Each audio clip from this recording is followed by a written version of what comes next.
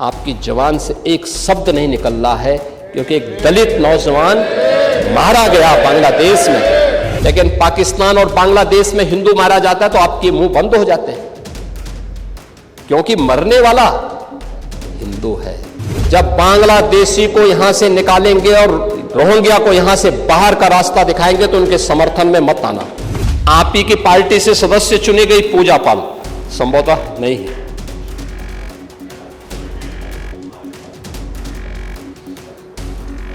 आपकी सदस्य थी, आपने उन्हें न्याय नहीं दिला पाई। और न्याय कैसे होता है ये हमारी सरकार ने तय किया। बेटी उस पक्ष की होगी, इस पक्ष की होगी, उसको न्याय मिलेगा। उस समय भी वहाँ पर हिंसा चल रही थी। मैंने खुद वहाँ पर बांग्लादेश के अल्पसंख्यक हिंदू भाइयों के लिए आवाज़ उठाई थी कि जो उन्नाव की पीड़िता हैं उनके केस में जो अभी हुआ है वो साफ जाहिर करता है कि कितना सम्मान इनके मन में नारी का है। फिर उनके मुजरिम को छोड़ दिया गया, तो इस तरीके से महिला सम्मान करेंगे मुख्यमंत्री जी। देश भर में इन दिनों बांग्लादेश में हिंदुओं पर हो रहे अत्याचार और खासकर दलित युवक दीपू दास की हत्या पर बवाल मचा है। सवाल उठ रहे हैं कि आखिर बांग्लादेश में हिंदुओं पर ये अत्याचार कब तक होते रहेंगे। यूपी विधानसभा के शीतकालीन सत्र के आखिरी दिन सीएम योगी ने भी बांग्लादेश का मुद्दा उठाया, लेकिन विपक्ष को घेरते हुए। आप दलितों को वोट बैंक की निगाह से देखते इसलिए कुछ बोलते नहीं। इसलिए मैं कह रहा हूं ना, देखो बांग्लादेश में एक दलित नौजवान को कैसे जला दिया गया। आप लोग गाजा पट्टी में होने वाले किसी भी उस पर आंसू बहाते हैं, लेकिन आपकी जबान से एक शब्द नहीं निकल रहा है, क्योंकि एक दलित नौजवान मारा गया बांग्लादेश में। और उस नौजवान के मरने पर आपकी जबानें सिल चुकी हैं, क्योंकि आप उसको केवल वोट बैंक के रूप में इस्तेमाल करते हैं। ये राजनीति नहीं है पांडे जी, ये राजनीति नहीं है, ये वो सच्चाई है जो आपकी तुष्टीकरण की नीति है, जिसके कारण बांग्लादेश बना है। अगर बांग्लादेश पाकिस्तान नहीं बना होता, इस तरीके से हिंदू नहीं जलाया होता, और जलाता तो फिर उसकी क्या दुर्गति होती या वो भी जानता। सीएम योगी आदित्यनाथ ने सदन में विपक्ष पर निशाना साधते हुए गाजा पर आंसू बहाने वाले बांग्लादेश पर मौन है। गाजा पर कैंडल मार्च निकालने वाले चुप्पी साध रखी है, क्योंकि वहाँ एक हिंदू और एक दलित मर रहा है। एक कैंडल मार्च निकाल के चलते हैं गाजा के मुद्दे को लेकर के, लेकिन पाकिस्तान और बांग्लादेश में हिंदू मारा जाता है तो आपके मुंह बंद हो जाते हैं, क्योंकि मरने वाला हिंदू है, दलित है। आप बोलेंगे नहीं, और यही सच्चाई है। निंदा प्रस्ताव पारित होना चाहिए, और यह प्रस्ताव नेता विरोधी दल की तरफ से आना चाहिए कि इस घटना की हम भर्त्सना करते हैं, और बांग्लादेश सरकार को इस बात की चेतावनी देता हूं। और इसीलिए हम कह रहे हैं, नोट करना ये चीजें होनी चाहिए, और हमारा भी प्रयास होना चाहिए।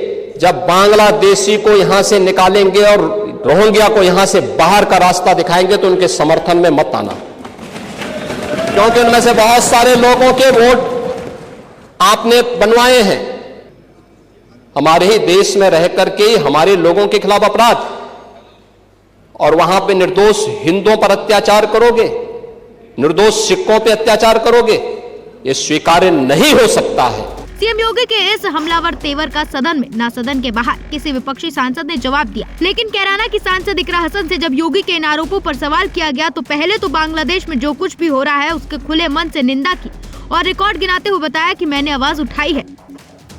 जी, बहुत अफसोस की बात है कि अल्पसंख्यक किसी भी देश में हों, अगर हमारे देश में या बांग्लादेश में जो हिंदू अल्पसंख्यक भाई हैं हमारे, उनके साथ लगातार हिंसा की जो वारदात सामने आती है, ये बहुत अफसोसजनक है। और पड़ोसी देश होने के नाते हमारा फ़र्ज़ भी बनता है और हमारी सरकार का भी दायित्व है कि वो वहाँ पर सरकार से बात करें और उनकी सुरक्षा के लिए आवाज़ उठाई जाए। लगातार लोग इसकी मांग कर रहे हैं, हम लोग भी उनके स्वर में स्वर मिला के सरकार से ये मांग करना चाहते हैं कि वो क्यों हाथ पे हाथ धरे बैठी है। एक बड़ा अहम सवाल है, मुख्यमंत्री जी ने आज विधानसभा में ये बात कही कि समाजवादी पार्टी के लोग जब गाजा पट्टी में कोई घटना होती है तो बहुत आवाज उठाते हैं, लेकिन बांग्लादेश के लिए कोई आवाज नहीं उठाते। जी नहीं, सदन में पिछले दिसंबर का जो लोकसभा का सत्र था उसमें मैंने खुद बांग्लादेश के, उस समय भी वहाँ पर हिंसा चल रही थी, मैंने खुद वहाँ पर बांग्लादेश के अल्पसंख्यक हिंदू भाइयों के लिए आवाज़ उठाई थी। ऐसा नहीं है, देखिए कहीं भी नाइंसाफ़ी होगी तो वो सभी के लिए घातक है। हर देश में माइनॉरिटीज़ की सुरक्षा होनी चाहिए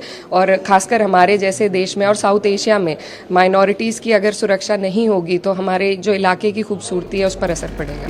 सीएम योगी ने सदन में पूजा पाल मुद्दा उठाकर भी सपा को घेरने की कोशिश की थी, इस दावे के साथ कि सपा अपनी ही पार्टी की महिला विधायक को इंसाफ नहीं दिला पाई। लेकिन योगी सरकार में इस तरफ या उस तरफ वाली सभी बेटियों के साथ इंसाफ होता है। न्याय कैसे होता है? आप ही के सामने, आप ही की पार्टी से सदस्य चुनी गई पूजा पाल संभवतः नहीं है।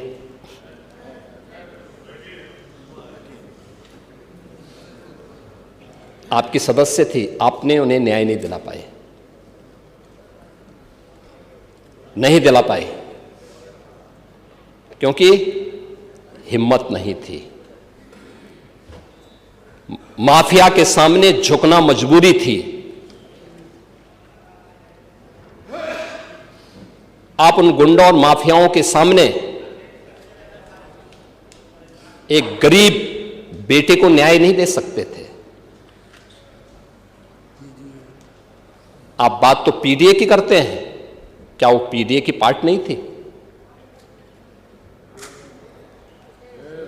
और न्याय कैसे होता है ये हमारी सरकार ने तय किया। बेटी उस पक्ष की होगी, इस पक्ष की होगी, उसको न्याय मिलेगा, हर हाल में न्याय मिलेगा। सीएम योगी ने सदन में पूजा पाल को इंसाफ दिलाने का दावा किया और सपाइयों की हिम्मत को ललकार। तो सेंगर की रिहाई का मुद्दा उठाकर इकरा हसन ने सीएम योगी से कैमरे के सामने पूछ लिया, क्या ऐसे ही हमारी बेटियों को इंसाफ मिलेगा? मुजरिम को छोड़ दिया, ऐसी बेटियों का सम्मान करेंगे?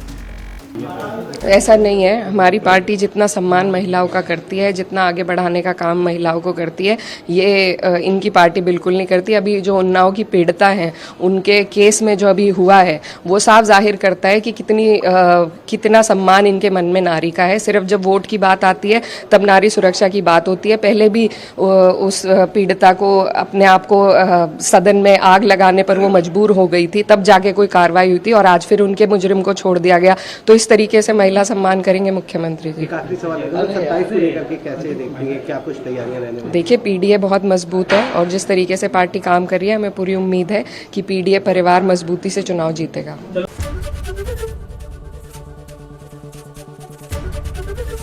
एबीपी गंगा, खबर आपकी, जुबान आपकी।